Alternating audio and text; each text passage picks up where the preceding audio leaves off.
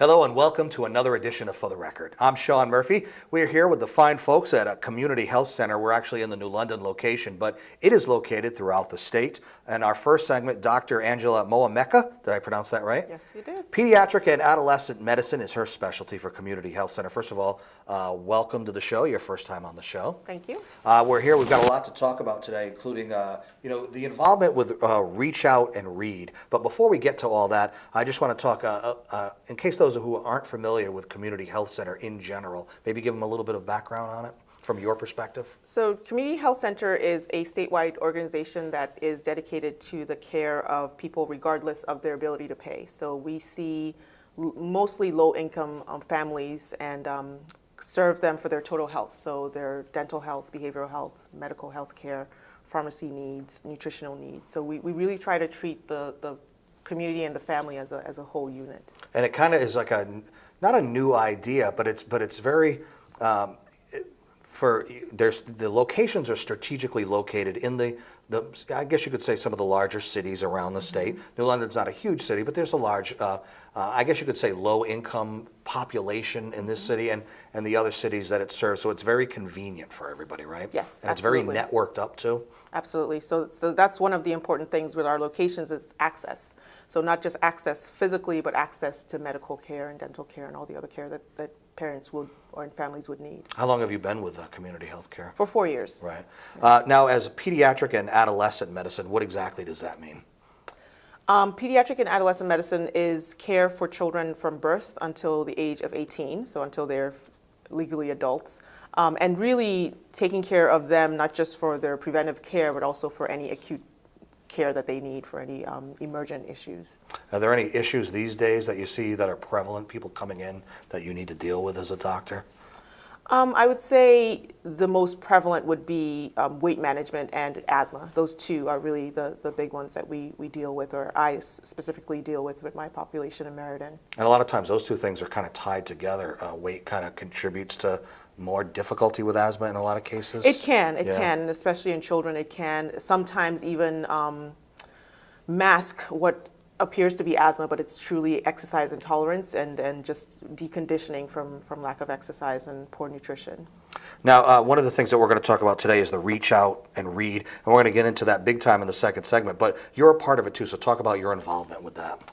So I've actually had an involvement that changed very recently. So at first as a provider at CHC, being someone who was giving books out and being involved in Reach Out and Read programs, so encouraging parents to reach their children, encouraging children to read at home, building a literacy-rich home, if you will.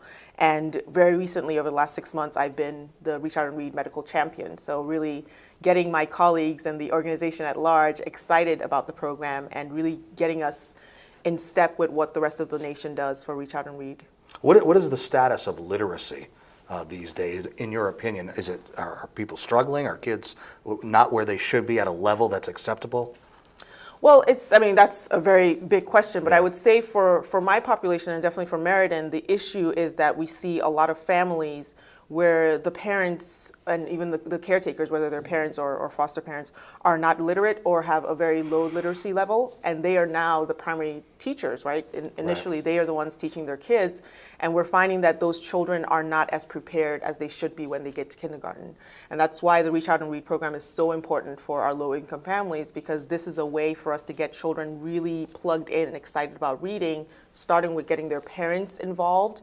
And what a lot of times you'll find is once the kids are excited about something, parents and caretakers get excited about it too, so it pushes them to want to become more literate, to learn more, to read themselves.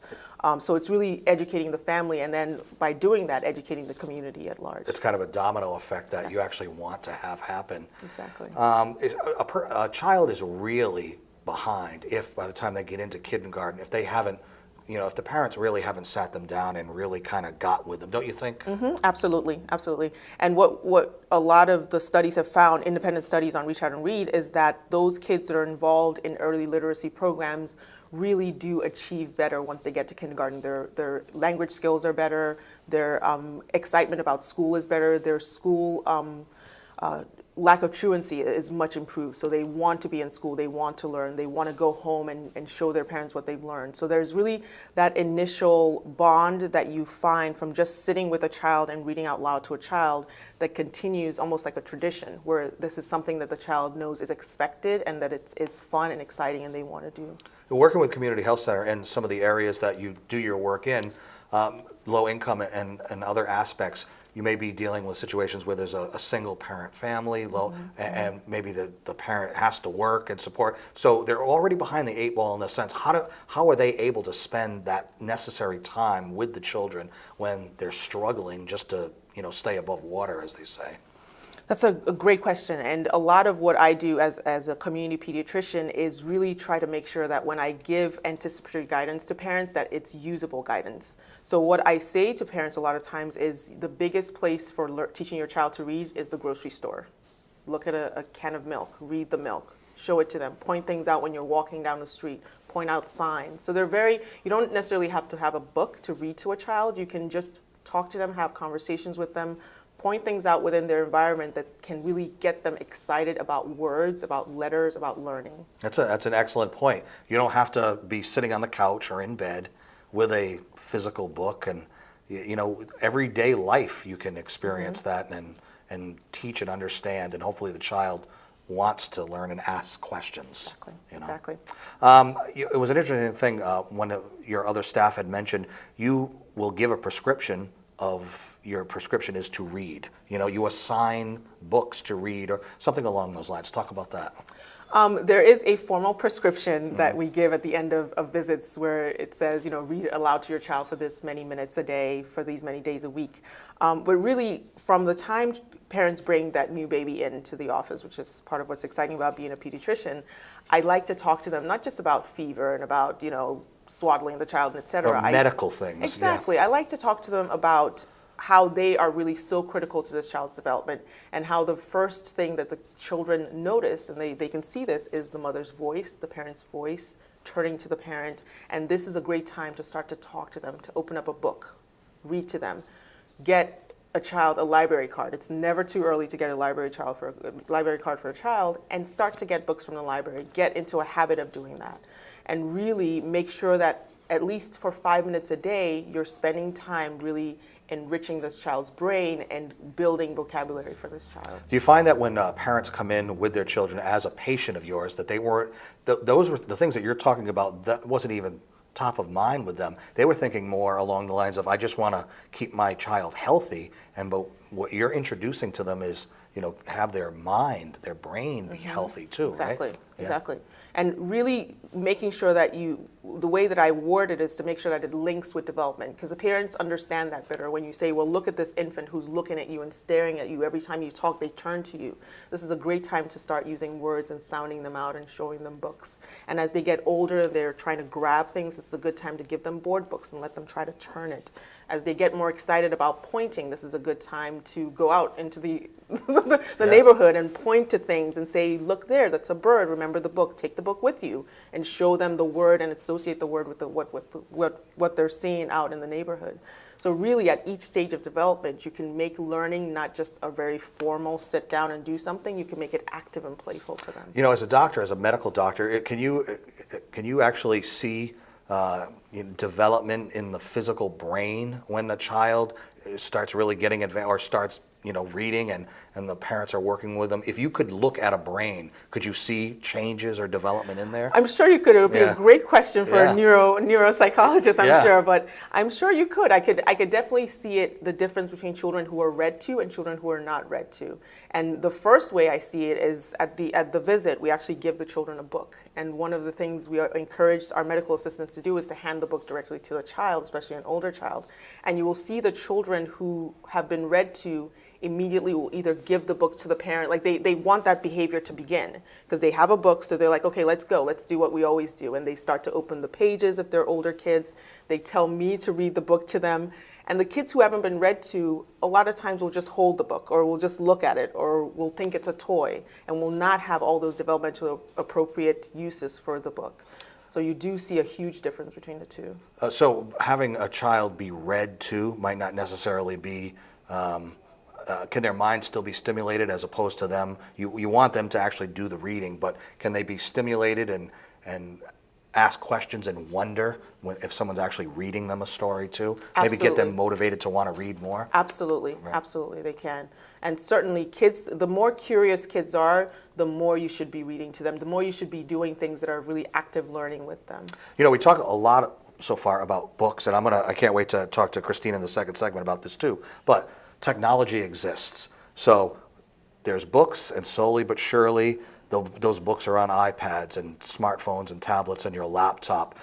Does it matter where you're reading? Is it okay to read the book on the iPad as opposed to turn the page as long as they're reading? Yes, the important thing is the reading. So, I mean, certainly you don't want to devolve from reading a book on the iPad to playing video games on the Right, iPad. right. So as Draw the long line as, somewhere, exactly, as yeah. long as the goal is to sit down and read words, because really it's not so much about the physical book as it is about the sharing moment, about getting kids excited about words and vocabulary and reading. And you really, however it makes sense for you to do that, you really should do it. I want to tell you this great story about I saw this as an amazing story about technology. A young child was handed a magazine or book, okay? And she tried to touch it and swipe the magazine as if it was can you believe that? Yeah. I mean, that's just where we are now, you know? But if that's what they're into, but if that's what piques their interest and they're reading on that, then so be it. I mean, if that's Absolutely. where we're going. Absolutely. So would you say there are any misconceptions people have as far as literacy in general, or just kind of getting the word out about, getting parents want to get involved with their kids reading wise? I think the biggest misconception is that it's too soon to read to a child. A lot of times, Never too early, right? Exactly. A lot of times I'll talk to parents of a 6-month-old about reading to the children, and they look at me like, it's a baby. Why am I Right. reading to a baby? So that is the biggest misconception, is how early you should be reading to a child. It's not when the child can read that you start to read to them. It's way before that. It's much before Because that. what you're doing is you're training the mind, Exactly, the brain, right? Exactly. So- And you're training behavior. So just like Yeah. you train them to always go to the bathroom to use the bathroom, you're training them that at certain times of the day, or if you want to learn something, you open up a book or you open your iPad and you look at the book and you learn something. And that's something that stays with you for the rest For of the your rest life. of You're your life. It's a molding, habit. what you will be the rest of your Exactly, life, right? So, exactly. Is there? Can people learn more? Is there a website where people can go and learn more? We'll actually put a link up on the screen so people can go and learn more. But this is a fascinating topic, and we're not done. Dr. Angela Momameka, Yes. there you go, pediatric and adolescent medicine for Community Health Center. Thanks for spending a few minutes with us. Thank you. Thank you for having me. Let's take a break and come back. I'm Sean Murphy. This is For the Record. Stay with us.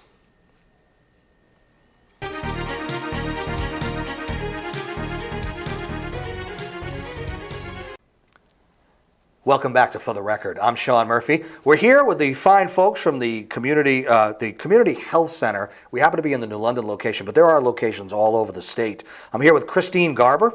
She's the Connecticut Program Director for Reach Out and Read, and it's also your first time on the show, correct? It is, yes. We'll talk a little bit more. Is there anything you wanted to kind of continue on that the doctor was talking about in the first segment? Anything you wanted to add on to what she was saying? Well, we were talking about, or she was talking about you guys were talking about iPads Yeah, and the use of technology. Yeah, and I looked over at you, and you lit up because that is we talk about books, but the reality of the situation is we're moving into a world where newspapers are going away. It's turning, everything is digital. You download, you read Right, on, right. on a screen. Talk about that a little bit. Well, what I was going to say when she was talking was for Reach Out and Read, our population is very young, 6 months through 5 years. So the important thing about a book for that age group is a 6-month-old is going to put a book in their mouth. So if you hand them an iPad, you really don't want that's them. not a good thing at all. That's not Yeah. a good thing, or a phone or anything. So although the reading, can be done on the iPad, the exploring cannot be at that age because they really do need to put things in their mouths, and that's how they explore. So, so the technology does affect our program a little bit, but not probably as much as other programs for older children. That story that I told you about the little child that was trying to swipe the magazine, Right. I mean, that's a reality. Right, you know? right. So, Connecticut Program Director, what does that title mean? So I'm basically in charge of all of our Reach Out and Read programs in the state. We have 70 programs throughout the state, and they're all over. That we're in every county. We're mostly in the big cities: Hartford, New Haven, Bridgeport, Danbury, Waterbury, Stamford, and then we're out here, and we have our outlying sites. Just to serve this part of the state, right? Right. So we definitely have room for expansion, but we are in every county. So I'm responsible for the programs to make sure that the Reach Out and Read program is being delivered in the way it's meant to be delivered. But then other parts of my job include fundraising for the program. We are a nonprofit organization, and grant writing and working with legislators for state funding and nonprofit, events. you gotta do it, right? right? Yeah. Right. So the great thing about my job is there are a lot of different You're wearing lots pieces of hats, to it. Yes, yeah. lots of hats. You mentioned having to reach out and ask for grant money and any kind of financial help you can in the times that we're in economically. I'm sure that doesn't make it any easier for you, right? Right. It's yes, grant writing is very challenging right now. There's a lot of grants submitted, far more than foundations can really support. So it's important to have kind of a whole different stream of income for a nonprofit. So it would be maybe some corporate sponsorships, some grant writing, some state funding, some federal funding, and then individual donors. So I think that's really what's most important with this economic climate. I always find it fascinating how corporations and companies they're generous, but even they have their limits. They can't help the entire world. How have they been for you? They have been generous. We've been right now in Connecticut. We've focused more on grants, but as a national organization, we have many corporate sponsorships, and I mean, literacy for children is really important, especially here in Connecticut right now. It's really a hot topic. So although the economic times are difficult, it is something that is very, very important. It's also something that's going to help change the economic climate. Exactly. Because, the children are the future, and children that are able to read are going to be able to give back more to the economy. And there are so many studies that show children that are illiterate, that they drop out of the high school dropout rate is higher. Going to jail is higher, so things like that. So this is really a way to get out of the situation, or one way to get out of the situation that we might be in. You think it's counterproductive to have things like No Child Left Behind, in the sense that they will get pushed forward even if they're not ready? And you're fighting illiteracy. You're talking fighting about literacy. What do you do in those situations? Yeah, well, It's a that's tough a one. pretty loaded question, right? It's a catch-22 almost. It's a catch-22. I mean, we really don't want children to grow up to be illiterate adults. For so many reasons, we don't want that. So what we really need to do is work with the parents, like Dr. Momaka was saying, work with parents and educate them on how important it is to read to their kids so that they do become literate adults. If people might be vaguely familiar with like RIF, reading is fundamental, or would you say that Reach Out and Read is like another similar to that in the advocacy of reading and literacy? Right. Well, we have worked. We do partner with RIF, and they have been a huge supporter of Reach Out and Read. So we're thankful for them and their support. Yeah, we're both national organizations, and I think what sets us apart from some of the other organizations is our access to children. And because we deliver our program through the existing medical system, through the doctors, actually, the pediatricians deliver our program, and they have pretty much universal access to children. Yeah. Because where do all the children go? Right. They go to the doctors. And we're trying to serve that high-risk population, the low-income children, and They're already behind the eight ball, even already more behind so. the eight ball. Yeah. And And those are the parents that are very difficult to reach because they're working, and you guys talked about that a little bit. They're working a lot, but they do come here, and so we are actually able to reach those high-risk families. Because you know what, and it totally makes sense now, because you would think a literacy program, a reading program, how would they tie that into, medical? But the way you do it is where this is where everybody has to take their children, so why not be at a place where they need to go and introduce them to something? Was that the logic behind it? Yeah, I mean, it's brilliant, Yeah. really. This is where the kids go. This is where all kids go. The other thing is, the parents see the doctor as a trusted person. Doctors give advice on all types of things. And so this is another thing that they talk to the parents about. And they're able to change the parents' behavior and get them to read to their children more, because they're teaching them that it's really, really important for them to read to their children.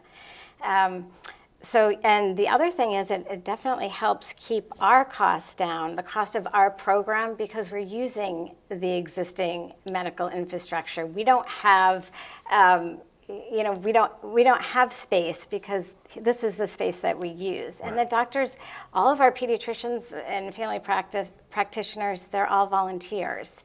So they don't get paid to deliver Reach Out and Read. They do it because they know that it's really important. And they love the program. Yeah, they believe in it. They believe in it. And it was funny, the first time with the doctor, the prescription isn't, some medicine or pills to take. Your prescription is, you're assigned to read. Right, And right. it's amazing. But, the key is the parents, isn't it? Because, a child will do what the parent says most of the time, or they will do their reading during, once they get into school, But then if the parent isn't encouraging them to do any outside reading, then it's only going to be in school and that's it. Because otherwise they're going to just play video games or be with their friends or whatever. The parent is absolutely key, and really the parent is our audience, because again, we're talking about children 6 months old. They can't read to themselves. So we need the parent to learn how important reading aloud to their child is.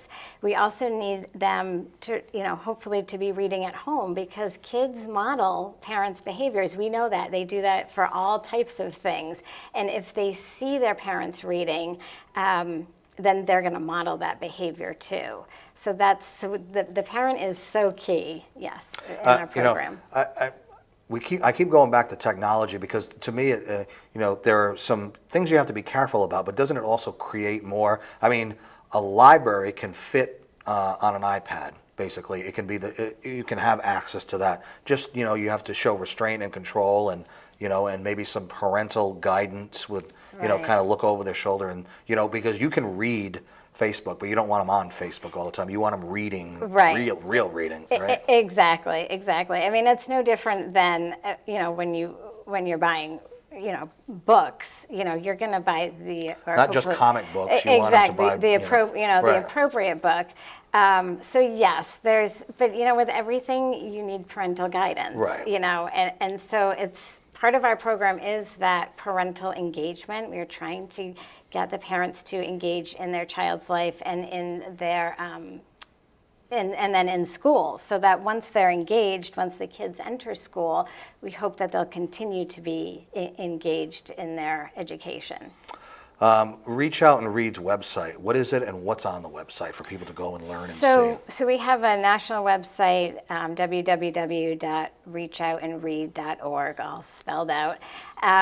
There's lots of information on there. If you're a pediatrician or a family practitioner and you want to start a Reach Out and Read program, the application is right online. There's information, resources for parents, reading tips, things like that. There's information for the pediatricians, and then there's all sorts of, we have 15 research studies on our program, and the full studies are there, and the summaries are there. There's everything on that. There's a wealth of information. I would encourage anyone and everyone to check out the website. Sounds good. Christine Garber, the Connecticut Program Director for Reach Out and Read. We learned a lot today, and we thank you very much for allowing us to come here to Community Health Center. So thank you very much. Thank you very much. And thank you for joining us for another edition of For the Record. You can see this show and many others on our YouTube site, In the meantime, I'm Sean Murphy. We will see you next time. Take care.